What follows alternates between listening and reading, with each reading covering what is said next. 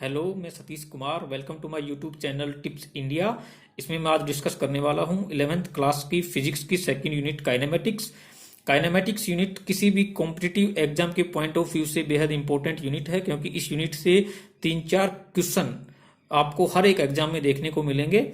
और इससे पहले आप कोई भी जो प्रीवियस ईयर के एग्जाम हैं उनमें आप देखना, कम से कम 3-4 या 5 क्वेश्चन तक आए हुए हैं। तो आशा करता हूं कि ये वीडियो लेक्चर आपको पसंद आएगा। मैं स्टार्ट करता हूं। काइनेमेटिक्स। काइनेमेटिक्स क्या होता है? Kinematics means study of motion like displacement, distance, velocity, speed, acceleration. तो ये सब पता करने के लिए हमें सबसे पहले किसी भी ऑब्जेक्ट की पोजीशन पता करना जरूरी है, क्योंकि पोजीशन पता होगा तभी हम किसी भी ऑब्जेक्ट का, जो कि मूविंग पार्टिकल है या मूविंग ऑब्जेक्ट है, उसका डिस्प्लेसमेंट, डिस्टेंस वगैरह हम निकाल पाएंगे। तो सबसे पहले पोजीशन पता करने के लिए हमें पता होना चाहिए पोजीशन वेक्टर क्या है। तो पोजीशन वेक्टर देखते हैं। पोजीशन वेक्टर क्या है? A vector that indicates the position of a point in coordinate system. किसी भी ऑब्जेक्ट की पोजीशन पता करना जरूरी है। सबसे पहले तो मैं ये कोऑर्डिनेट सिस्टम है अपने पास XYZ। इसमें कोई भी ऑब्जेक्ट है, मान लो कोई ऑब्जेक्ट P है जिसकी पोजीशन XYZ है। तो यहां से पोजीशन वेक्टर क्या होगा? पोजीशन वेक्टर को हम एक दूसरे तरीके से बोल सकता हूं मैं कि इट इज ए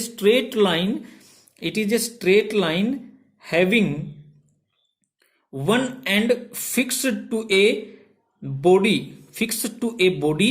ये आपकी बॉडी है या ऑब्जर्वर है, fixed to a body and other end attached to a moving point and use to describe the position of point relative to observer. ठीक है, तो ये आपका पोजिशन वेक्टर है। कोई भी नाम दे सकते हो, जैसे R वेक्टर है, ये पोजीशन वेक्टर है। आपको पता चल गया होगा कि स्ट्रेट लाइन है किस किस के बीच में? ऑब्जर्वर और मूविंग ऑब्जेक्ट के बीच में ये स्ट्रेट लाइन है, जो कि इंडिकेट करती है कि डायरेक्शन क्या है किसी भी ऑब्जेक्ट की। तो ये आपका पोजीशन वेक्टर है। मैं इसको नाम देता हूं पोजीशन वेक्टर, और R से हम इसको डिनोट करते हैं। चलो, तो यहां से अगर कोई भी पॉइंट P है तो मैं ये बोल सकता हूं कि if there is a point P which has coordinates XYZ, then the position vector of this point P with respect to observer is क्या होगा? Is XI cap plus YJ cap plus Z K cap. ये आपका position vector है। और आपने vector पढ़ा होगा, उसमें देखा होगा कि ये जो चीज है अपने पास XYZ, ये होता है मैग्नीट्यूड, और ये जो है IJK, इसको हम बोलते हैं कि ये डायरेक्शन शो करता है। I का मतलब X डायरेक्शन में, J का मतलब Y डायरेक्शन में, और K का मतलब Z डायरेक्शन में।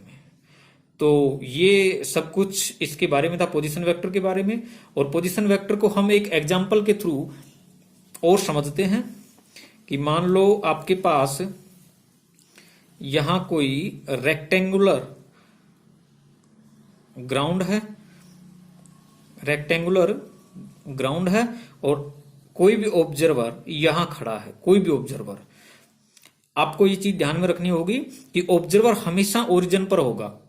ऑब्जर्वर जो भी होगा वो हमेशा ओरिजिन पर होगा, हमेशा ओरिजिन पर ही होगा ऑब्जर्वर। तो यहां आप ऑब्जर्वर हो, और मैं मानता हूं कि इस रेक्टेंगुलर ग्राउंड के बिल्कुल बीच में ये जो पॉइंट है, इसके जस्ट 10 मीटर ऊपर, इस पॉइंट के जस्ट 10 मीटर ऊपर एक बर्ड है। मैं मानता हूं कि इसके जस्ट ऊपर, बिल्कुल बीच में है, जस्ट ऊपर 10 मीटर ऊपर कोई बर्ड है बी। तो इस बर्ड की पोजीशन क्या होगी ये हमें पता करना है कि इस बर्ड की पोजीशन क्या होनी चाहिए। तो पोजीशन हम पता करते हैं पोजीशन वेक्टर के थ्रू, और पोजीशन वेक्टर के थ्रू हमें एक्स वाई जेड का पता होना जरूरी है। तो एक्स वाई जेड इसमें क्या होगा, अगर इसकी ये जो लेंथ है, ये लेंथ है आपके पास 10 मीटर, और ये जो विड्थ है आपके पास ये है आपके पास मान लो 6 मीटर। तो इस बर्ड की पोजीशन क्या होगी, तो पोजीशन होगी इसकी, ये जो अपना आर वेक्टर है इसको मैं ऐसे दिखा सकता हूं कि आर वेक्टर एक्स की जगह क्या है, इसमें देखो एक्स की जगह क्या होगा, ये डिस्टेंस। तो एक्स की जगह ये डिस्टेंस कितनी होगी, बिल्कुल बीच में है तो ये टोटल है 10 मीटर, और बिल्कुल बीच की बात करता हूं यहां तक तो ये हो गई 5। तो एक्स में कितनी होगी 5 आई कैप प्लस जे कैप, जे मतलब वाई में कितना डिस्टेंस ऊपर की तरफ। देखिए ये ग्राउंड पर है ऑब्जर्वर, और ये पॉइंट भी ग्राउंड पर है, तो ग्राउंड से बिल्कुल ऊपर 10 मीटर है, तो वाई में कितना हो गया 10 जे कैप प्लस के कैप, मतलब जेड डायरेक्शन में कितनी है इस साइड, तो इस साइड कितना होगा, देखो यहां से ये जो डिस्टेंस है ये हो गई आपकी 3 मीटर, तो ये हो गया आपका 3 के कैप। और अगर आपको इसका मैग्नीट्यूड निकालना हो तो मैथमेटिक्स में हमने ये चीज पढ़ी थी कि किसी भी वेक्टर क्वांटिटी का मैग्नीट्यूड कैसे निकालते हैं। जैसे मुझे अगर इस आर का मैग्नीट्यूड निकालना हो, इस आर का, तो मैग्नीट्यूड कुछ ऐसा होगा, आर वेक्टर का मोड इज इक्वल टू, अगर मैग्नीट्यूड निकालना है तो x square plus y square plus z square, ये इसका मैग्नीट्यूड है आर वेक्टर का। तो यहां से अगर मुझे इसका मैग्नीट्यूड निकालना हो तो क्या होगा, आर वेक्टर का मैग्नीट्यूड क्या होगा, root 5 square plus 10 square plus 3 square, और ये आपका हो गया रूट 25 प्लस 100 प्लस 9, तो ये हो गया आपका रूट 34। ठीक है, तो ये हमने पढ़ लिया पोजीशन वेक्टर। तो हम किसी भी ऑब्जेक्ट की पोजीशन कैसे फाइंड आउट करेंगे ये हमने सीख लिया है, क्योंकि ये आगे काम आने वाला है अपने को डिस्प्लेसमेंट वगैरह में। तो अब हम स्टार्ट करते हैं डिस्प्लेसमेंट।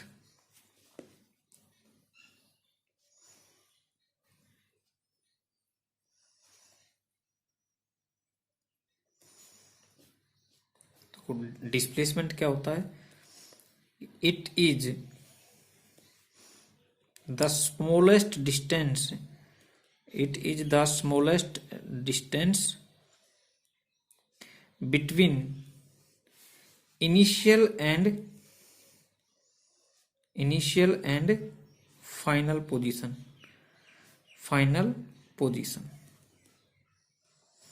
ठीक है। और ये जो डिस्प्लेसमेंट होता है ये वेक्टर क्वांटिटी है, क्योंकि इसकी पर्टिकुलर डायरेक्शन होती है, तो ये एक वेक्टर क्वांटिटी है, ये भी आपको पता होना चाहिए, ये वेक्टर क्वांटिटी है। ठीक है, तो अब हम इसको देखते हैं कि इसको शो कैसे करते हैं कोऑर्डिनेट सिस्टम में। तो ये आपके पास मान लो कोऑर्डिनेट सिस्टम है, और कोई भी ऑब्जेक्ट का जो इनिशियल पॉइंट है वो मान लो कोई भी ऑब्जेक्ट है वो यहाँ है इनिशियली, और इसका इनिशियल पॉइंट या पोजीशन कुछ P1 है, और उसको हम बोल देते हैं x1 y1 z1। और ये जो ऑब्जेक्ट है ये यहां से चलते हुए कैसे भी और यहां पहुंच गया फाइनली, तो इसकी जो फाइनल पोजीशन होगी P2 वो क्या हो जाएगी x2 y2 z2। ठीक है, तो इसका जो पोजीशन वेक्टर होगा, इनिशियल पोजीशन वेक्टर वो क्या होगा, क्योंकि ऑब्जर्वर हमेशा ओरिजिन पर होगा, तो ऑब्जर्वर और इस ऑब्जेक्ट के बीच जो स्ट्रेट लाइन होगी वही अपना पोजीशन वेक्टर होता है। तो ये पोजीशन वेक्टर मान लो r1 है, और जो फाइनल पोजीशन वेक्टर है वो है आपका r2।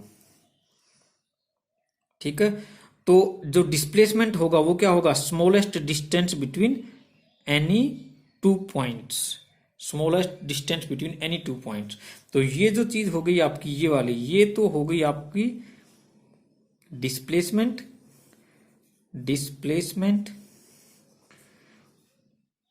और ये जो चीज है ये आपकी हो गई है डिस्टेंस, डिस्टेंस।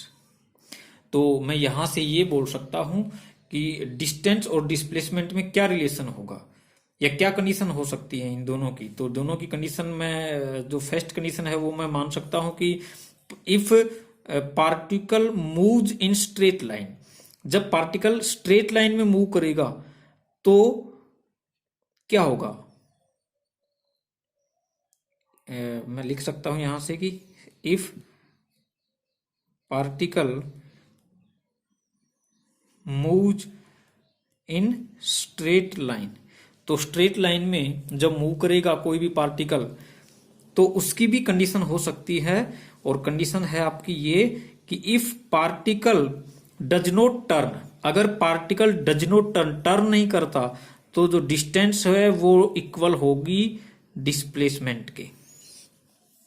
और अगर आपका पार्टिकल टर्न करता है, जब टर्न करता है पार्टिकल, तो distance always greater than displacement. और इसकी सेकेंड कंडीशन ये भी हो सकती है कि कोई भी पार्टिकल है वो जिगजैग पाथ पर चले, जिगजैग पाथ पर, जिगजैग पाथ से चले, ठीक है, जिगजैग पाथ से चले, तो इसकी कंडीशन कुछ ये हो सकती है कि एस या distance will always be greater than equal to displacement. तो यहां से मैं देखता हूं, देखिए R1 वेक्टर हमें पता है, R2 वेक्टर हमें पता है, तो R1 वेक्टर क्या होगा, देखिए R1 वेक्टर होगा अपना x1 i cap plus y1 j cap plus z1 k cap, और R2 वेक्टर क्या होगा x2 i cap plus y2 j cap plus z2 k cap. ये दोनों वेक्टर हमें पता है R1 और R2, क्योंकि हमने ऊपर पढ़ लिया है यहां से कि जो पोजीशन वेक्टर होगा उसको हम कैसे डिनोट करते हैं, कैसे लिखते हैं हम उसे। तो R वेक्टर हम ऐसे लिखते हैं, तो R1 और R2 वेक्टर को हम ऐसे लिखेंगे। तो यहां से अगर R2 माइनस R1 वेक्टर मुझे देखना हो, R2 माइनस R1 वेक्टर देखते हैं, तो मैं ये लिख सकता हूं कि डेल R वेक्टर, और डेल R वेक्टर को मैं डिस्प्लेसमेंट वेक्टर भी लिख सकता हूं, डिस्प्लेसमेंट वेक्टर D। तो इसे मैं ये लिख सकता हूं कि x2 minus x1 i cap plus y2 minus y1 j cap plus z2 minus z1 k cap. तो ये आपका डिस्प्लेसमेंट वेक्टर हो गया। तो यहां से हम इसका मैग्नीट्यूड भी पता कर सकते हैं, और मैग्नीट्यूड पता कैसे करेंगे, हमने पढ़ लिया है कि मैग्नीट्यूड पता करने के लिए हमें x2 माइनस x1 का square plus y2 minus y1 का square plus z2 minus z1 का स्क्वायर और इन सब का रूट। तो मैं यहां से ये भी लिख सकता हूं कि root del x square plus del y square plus del z square. ये आपका हो गया डिस्प्लेसमेंट का मैग्नीट्यूड का फॉर्मूला। तो अब हम एक एग्जाम्पल करते हैं इसके लिए। तो लिखो कोई एग्जाम्पल कि a bird fly from, a bird fly from -2 3 4 to a point आप ले सकते हो कुछ भी कि 3 -2 -3। तो फाइंड डिस्प्लेसमेंट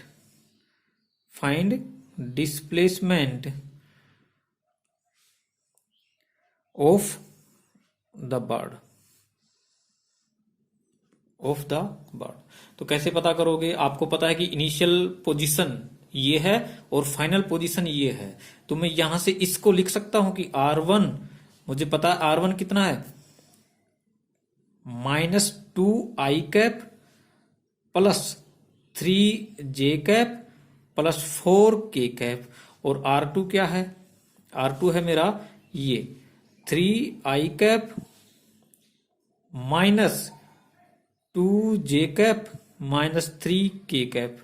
तो यहां से मैं डिस्प्लेसमेंट निकाल सकता हूं। तो डिस्प्लेसमेंट क्या आएगा? Del r vector R2 minus R1 vector, और R2 माइनस R1 वेक्टर कितना आया? यहां से ये आएगा आपका 3 -2 3 -2 i cap plus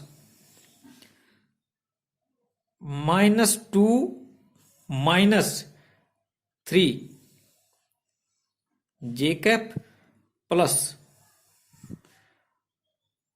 -3 -4k cap. तो यहां से 3 माइनस माइनस, तो ये हो गया आपका +5i कैप, और ये आपका हो गया -2 और -3 -5j कैप, और ये हो गया आपका -3 और -4 -7k कैप। तो ये आपका